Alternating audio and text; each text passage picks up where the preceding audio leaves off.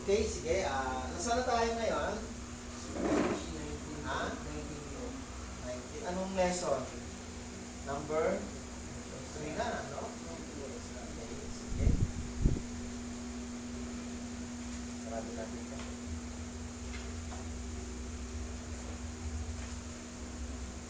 Ayan. So, tatandaan ko ulit pangalan niyo. Ian? Yan?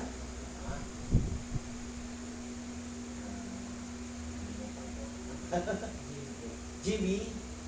Mark? Okay. Joshua? Okay, sige. Magandang umaga sa inyo. And Brad, ano pangalan mo? Freddy.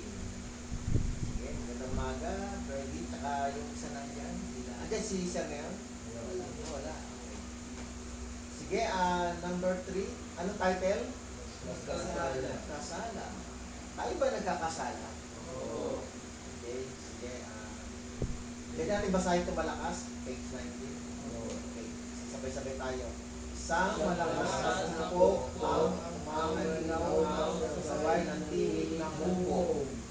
Guilty, patunay nagkasala, matapos na matipon at mailahad ang lahat ng matibay na ebidensya.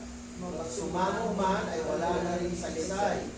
Nagkasala, ng katagamparan patalim na sumasaksak sa puso ng nagulat nito. Kataga ng kawalang pag-asa ang kahangtungan nito.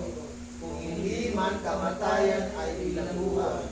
Kung haharap tayo ngayon sa hukuman ng Diyos, ano kaya ang hatol niya sa atin? Darating ang araw na haharap tayo sa Diyos upang mahatulan niya. Pagdating ng araw na iyon, dalawang hatol lamang ang ating maririnig. Nagkasala o ginawalang sala. Alin kaya sa dalawa ang sasabihin ng Diyos sa iyo? Maaari ba natin baliwalain ang kasalanan? Ano ang mga bunga ng kasalanan? Okay, page 20. Basahin natin Roma 5. Lahat ito sige, sabay-sabay tayo. Roma 5 verse 12. Dumating ang kasalanan sa mundo dahil sa paglabag ni Adan sa utos ng Diyos. At dahil sa kasalanan, dumating din ang kamatayan. Kaya nga mamamatay ang lahat ng tao dahil nagkasala ang lahat. Roma 3:23. Sapagkat ang lahat ay nagkasala at naging hindi karapat-dapat sa paningin ng Diyos. Roma 3:10-12. Gaya ng sinasabi sa kasulatan, walang matuwid sa paningin ng Diyos, walang kahit isa, walang nakakaunawa tungkol sa Diyos, walang nagsisikap na makilala siya. Ang lahat ay tumalikod sa Diyos at naging walang kabuluhan. Walang gumagawa ng mabuti, wala kahit isa. Unang Korinto 6:9-10. Hindi ba ninyo alam na hindi makapabilang sa kaharian ng Diyos ang mga masasama? Huwag kayong paninlang, sapagkat kailanman ay hindi makapabilang sa kaharian ng Diyos ang mga nakikiapid, sumasamba sa Diyos-Diyosan, nangangaliwa, nakikiapid sa mga kapwa lalaki o babae, mga magnanakaw, sakim, sisenggo, panlait at mandarangko. Isaiah 59 verse 2. Ang inyong mga kasalanan ang naghiwalay sa inyo sa Diyos, at iyon ang dahilan kung bakit niya kayo tinalikuran at ayaw niya makinig sa inyong mga dalangin. Roma 3:23. Sapagkat ang kabayaran ng kasalanan ay kamatayan, ngunit ang kaloob ng Diyos ay buhay na walang hanggan sa pamamagitan ng Kristo Jesus na ating Panginoon. So, Roma 6:23. Okay, may mga tanong dito. Sige, reviewin nyo Sabi dito sa Roma 3 verse 10-12 at Roma 23 verse 12 hanggang 23 yun. Tapos chapter 5 verse 12 nakalagay din. Ano ang kalagayan ng tao sa harapan ng Diyos? Sige, reviewin nyo. Anong kalagayan ng tao sa harapan ng Diyos?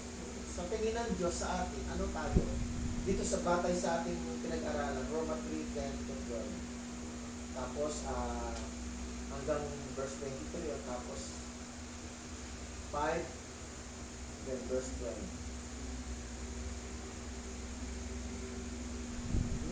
5, sa Roma 5:12, tapos yung pangalawa, Roma 3:10, 12, yan o dito, and then Roma 3:23. Tatlo yan, tatlo sunod-sunod. Sige, baka ano sa palagay ninyo? Sige, basahin nyo ulit, tapos tignan ninyo. Ano ang kalagayan ng tao sa harapan ng Diyos? Ano sa tingin ninyo kalagayan ng tao sa harapan ng Diyos? Ano tayo? Ano tayo sa harapan ng Diyos? Sige, basahin nyo.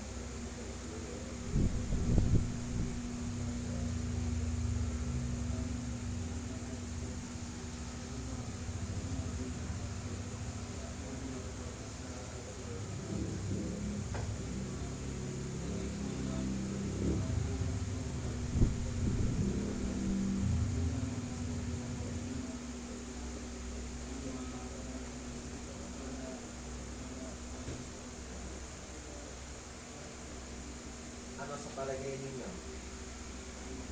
Bigyan ko yan ng sample ha. Sabi dito, walang matuwid. Diba? Sa Roma 3:10, 12, o sample lang yan. Walang matuwid sa paningin ng Diyos. Ano pa? Marami pa yan. Ano pa yung mga tingin ng Diyos sa atin? Ano, Jimmy? Walang nakakaunawa po. Yun, walang nakakaunawa tungkol sa Diyos. Walang gumagawa ng mabuti. O yun. Basta tingin ng Diyos sa atin, walang gumagawa ng mabuti. Wala, di ba? Mark. Wala si Mark muna.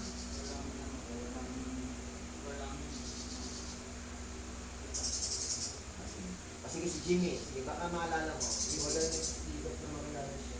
Wala nagsisikap makilala siya. Walang tingin ng Diyos sa tao. Oo, nakakalungkot, di ba, sa Diyos na nilikha. Di ba pinag-aralan natin, nilikha tayo ng Diyos, kawanis niya, kalarawan niya, tapos, di ba tayo na nakakalungkot naman para sa Diyos, wala siya makitang matuwid, tapos ay nilikha tayo ng Diyos, kawanis niya, kalarawan. Tapos, ay matuwid ang Diyos, di ba? Tapos, wala raw nakakaunawa sa Kanya, walang naghahanap sa Kanya. Ano pa? Meron pa kayong nakikita niya, marami. Ano tayo sa paningin ng Diyos? O Mark, baka maalala mo na. Ha? Sige. Si Jan. Ang lahat pa yan. Lahat ay tumaligid sa Diyos. Yun. Lahat ay tumalikod sa Kanya. Yan ang tingin ng Diyos sa atin, o sa tao. Walang gumagawa ng mabuti.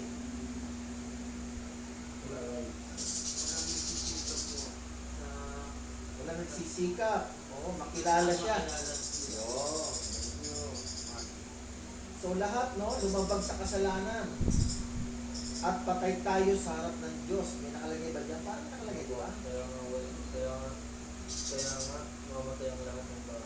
Oo, kasi nga, Dahil nagkasala. dahil nagkasala, patay tayo sa harapan ng Diyos. So, tama lahat ng mga sagot nyo. Pangalawang tanong, ayon sa unang talata, o tatlong talata, yung unang tatlong talata, Roma 5:12, Roma 3:23, Roma 3:10 hanggang 12, yung ito sa unang tatlong talata. Anong tatlong talata? May mga tao ba na walang kasalanan? May mga tao ba? Kung meron, bakit? Ha? Wala. Diba? Wala nang gumawa ng mabuti. Lahat ay nagkasala. Walang matuwid. So, ang sagot doon kung bakit, kasi nga walang matuwid. Lahat ay tumalikod sa Diyos. So, sabi niyo ba na lahat ay nagkasala? Ha? Lahat ba nagkasala? Oo, lahat eh, nagkasala eh.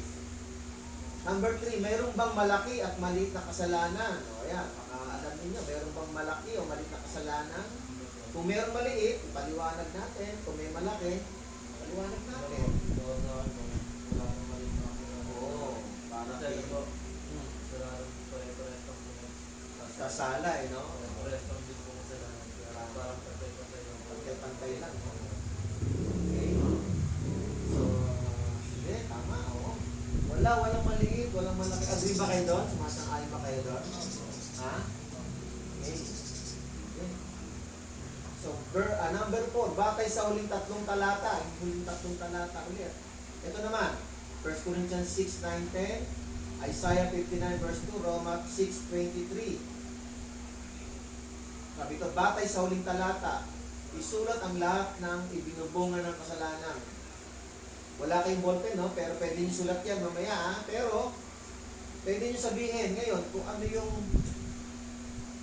yung ibinubungan ng kasalanan. Batay dito sa 1 Corinthians 6, 9, 10, Isaiah 59, 2, Roma 6:23.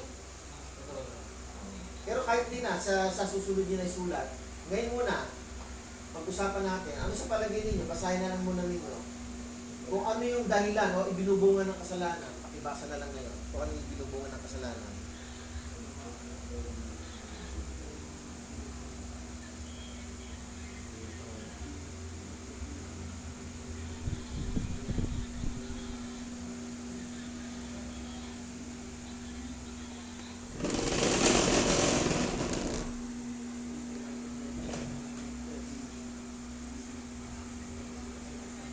Ano sa palagay nyo?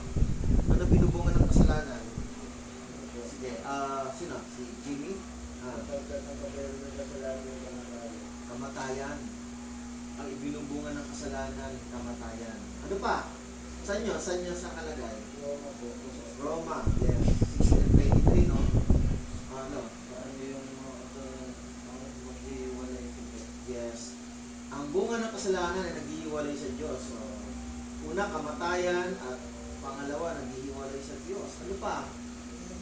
Ano? Hindi ka dapat. Gagaling niya, ha? Hindi ka dapat. Una, kamatayan, naghihiwalay sa Diyos, at hindi na dapat sa Diyos. Ito ang binubungan ng kasalanan. Ano pa? Amen. Ito yun. Hindi mabibilang sa karya ng Diyos ang masama. So, talagang tayo ba nagkakasala? So, simula nung dinala kayo dito, napagsisihan niyo na ba yung kasalanan? Amen. Salamat sa Panginoon. Mabuti ang Diyos ang pinakamaraming blessing na mercy na kaya magpatawad ng Panginoon, mababaw man o malalim na kasalanan, kaya patawarin ng Diyos. Ang kapatawaran ng Diyos ay hanggang kanyang kamatayan, ibinigay niya kanyang sarili. Ibig sabihin, kaya niya ipagpalit ng kanyang kamatayan, kapalit ng kapatawaran natin. Amen? Handa niya ibigay. Binigay naman talaga. Tapos na to naibigay niya na namatay na siya nga para sa ating kasalanan. Ibig sabihin, kaya ipagpalit ng Panginoong Yesus. Unang pinagpalit ng Panginoong Yesus yung kanyang pagpapakumbaba. Sabi sa Pilipos chapter 2 verse 5 hanggang 8, nilubad niya ang kanyang anyong Diyos, hindi niya pinilit maging kapantay ang larawan ng Diyos o yung kanyang creation bilang Diyos. Binaba niya yun, bumaba sa lupa, nagkatawang tao. At sa level ng tao, pinakamababang society pa ang pinili ng Diyos sa kanya, yun tinatawag na alipin.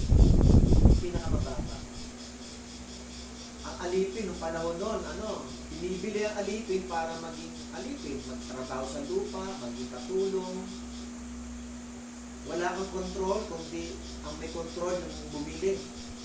Yun ang may-ari sa'yo, bumili sa'yo. Yun ang alipin, tagasunod, sumusunod lang, wala siyang pwedeng maging dahilan para magreklamo.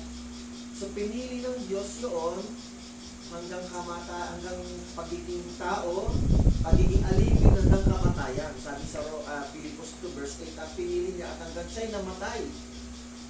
Ibig sabihin, lahat ng mga bagay na yon, nagkatawang tao, naging alipin, namatay, ang lahat ng mga bagay na yon ay ginawa ni Jesus upang patawarin tayo. Ibig sabihin, pinagpalit niya yung mga bagay na yon bilang bayad sa kasalanan natin.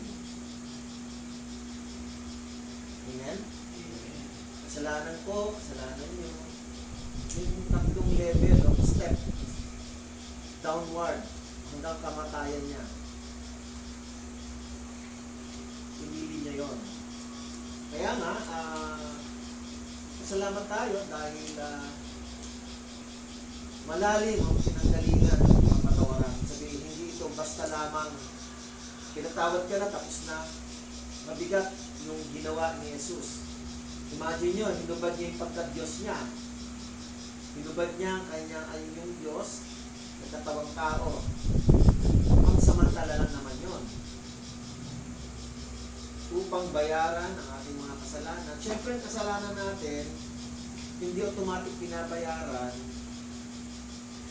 kung hindi natin hihingi ng kapatawaran. Magiging epektibo lang ang pagbayad ni Jesus kapag tayo humingi ng tawad, nagsisi. Di po ba? Amen. Amen? Kayo po ba? Sabi ko nga, napagsisihan nila ba talaga ang kasalanan nyo sa Panginoon? Okay.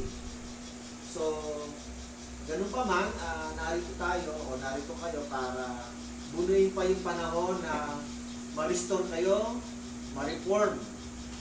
At sa tulong ng Panginoon, ang salita niya ay magkaroon kayo ng transformation. Maibalik kayo ng Panginoon sa kanyang wangis.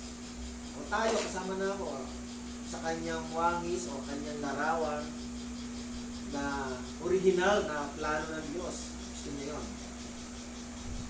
Okay, number 5, pag-isipan natin to. Kung sakaling haharap ka sa hukuman ng Diyos sa mga oras na ito, ano sa palagay mo ang kanyang magiging hatol? Okay. Si Mark ba? Iyan. Ano sa palagay mo muna? Kung di mo masasagot pa, okay lang.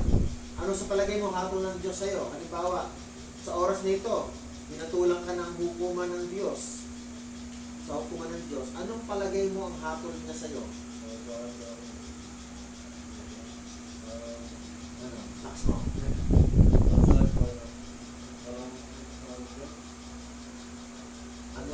Ano ang hapon niya?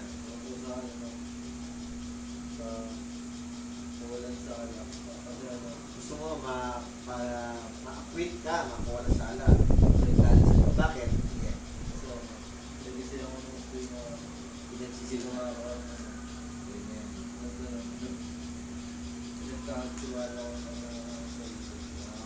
Kasi nga pinagsisi mo na. So gusto mo mapatawad ka ng Panginoon. Amen. Gusto naman natin talaga yun. Okay, dyan. Ano sa palagay mo ang hatol ni Lord sa'yo? Halimbawa, pag hinatulang ka ng Panginoon ngayon, ano masabi mo? Nadidinig ba ako ni Joshua? Okay. Sige. Dyan. Sige. Dyan. Ano sa palagay mo hatol sa'yo ng Panginoon? Hindi mo masabi. Okay lang, sige. Ikaw, Jimmy. Walang sala. Kasi dalawa lang yan, no? Nakatulan at walang sala. Kariyan ng Diyos. Amen. Siyempre, gusto natin, no? Gusto kong mapatawad ko. Gusto kong maligtas. Ikaw naman, Mark, ano sa palagay mo hapon ng Panginoon sa'yo?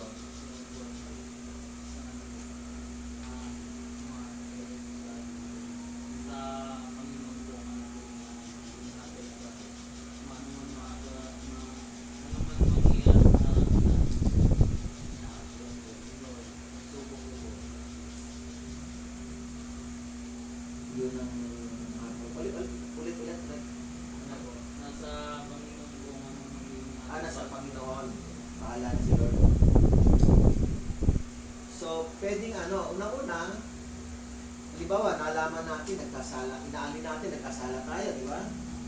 So, sinabi niyo, pinagsisihan niyo na yung kasalanan niyo. So, tama naman yun. Tama naman yun na mapagsisihan natin. Siyempre, gusto natin mapabilang sa kanyang kaharian. Matawid tayo, di ba? Ngayon, gusto natin. Lord, napatawarin mo ako. Yun ang gusto natin. Kasi sa hukuman talaga, sa totoo lang, ang hukuman, lahat ng mga hinahatulan, gusto makalaya, di ba? Pag tayo hatulan, gusto ba natin, sige, okay lang, gusto ko makulong eh. Pero ba ganon? Gusto natin, pag ginatulan tayo, sana makalaya tayo, okay, acquitted, di ba? Yun talaga totoo. Yun ang nature natin.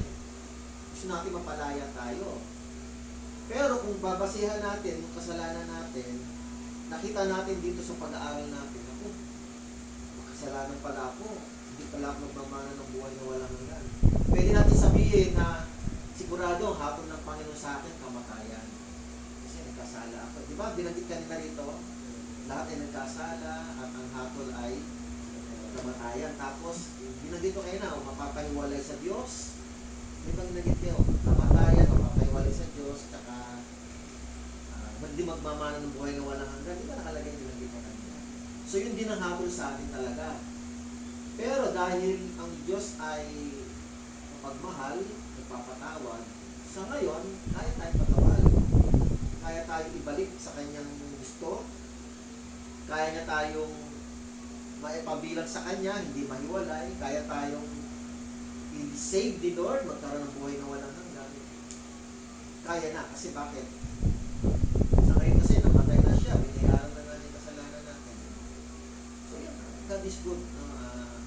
Napakabuti ng Diyos. Number 6. So dito, kayo na magsasabi ha, alin sa mga nakalista ang iyong kalagayan sa harap ng Diyos? Number 1, ikaw ba ay makasalanan? Number 2, walang pakialam. Pasahin na lang ninyo ha. Number 3, relihiyoso. Number 6 ha. Number 4, handang magbago. Kailangan ng tulong. Kailangan ng ibang tulong. Number 1, 2, 3, 1, 2, 3, 4, 5, 6. Pang-anim, kaunti lamang ang kasalanan. Pang-7, walang katiyakan. Alin sa 7 ito ang tingin ninyo na kalagayan ninyo sa oras na ito? Yung totoo lang, yung kalagayan ninyo, yung dito, hanggat maaari, sabihin natin yung totoo. Diba? Pastor, ang feeling ko, totoo ko, ganito ako. Yan. Sige, ano yung tingin nyo? Sa 7. Ano? Ikaw? Kailangan ng tulong. Amen. Ng Panginoon, no? Actually, itong kanlungan, ay laking tulong ito. Ito ay government center, kung tawagin ay refuge. Ano niya sa Bible, mayroong refuge center talaga ang Diyos na pinagawa. City of Refuge kung tawagin.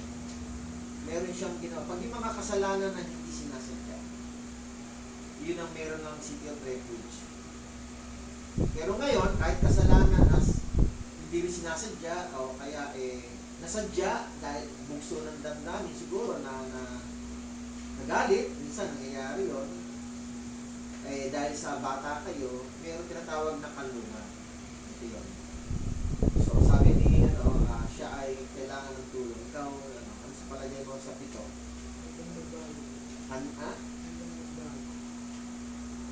Handang magbago. Sabihin, willing, gusto mo magbago. Amen? Amen. May ilang, ano ka na rito? 7 months. Ikaw, 1 year. Ikaw, Jimmy, ano yung gusto mo sa palagay mo sa sarili mo? Ang dami magbago. Willing, no? Gusto niyo magbago. May pangarap ba ka sa buhay, no? Oo. Ikaw, Mark. Ang dami magbago. Okay. Gusto ko kayong tanong yan. Ano pangarap ninyo pag nakatapos kayo ng pag-aaral? Anong kursong gusto mo? Maging, Ha? Seaman. Okay. Pag gusto niyo maging seaman, pagsikapan niyo lang na matapos ang tawag dito, itong nasa bahay kanlungan kayo, hindi posible. Bata pa naman kayo, wala imposible sa Panginoon. Kaya kayong baguhin ng Diyos at maging seaman. Marami ng seaman na gumanda ang buhay. Pagpatuloy mo lang yan, ha? Ikaw, ano pangarap mo? Seaman. Okay, ikaw naman. Engineer. Ilang taon na ba? 16. Okay, ganda yan. Bata pa yan, kaya pa. Walang posible. Kaya pa ng yan. Kahit na iba nga, gumagraduate, senior na, kaya pumapasa sa board exam, senior citizen. Pero gano'n. Ikaw gusto mo maging sundalo. taon ka na? So, wala nang posible. Magiging sundalo ka. Basta, handa ka magbago, magiging sundalo ka. Ayan, kasama rin yan. Sige, magiging sundalo ka. Basta, handa kang magbago. Okay, so, yung susunod, page 22, basahin na lang ninyo ha, sa kasulatan nyo ha. Yung iba, kumanta na tayo kanina, no? Yung itong pangalawa, patutuwa at ugnayan, testimony kayo, pwede. 30 minutes, talakayan, mga sagot, pang sariling sagot. Pag bulay-bulayan nyo, page 23, yung mga pinag-aralan natin, and then prayer. Gawin nyo na lang ha. Sino bang wala yung leader nyo, no?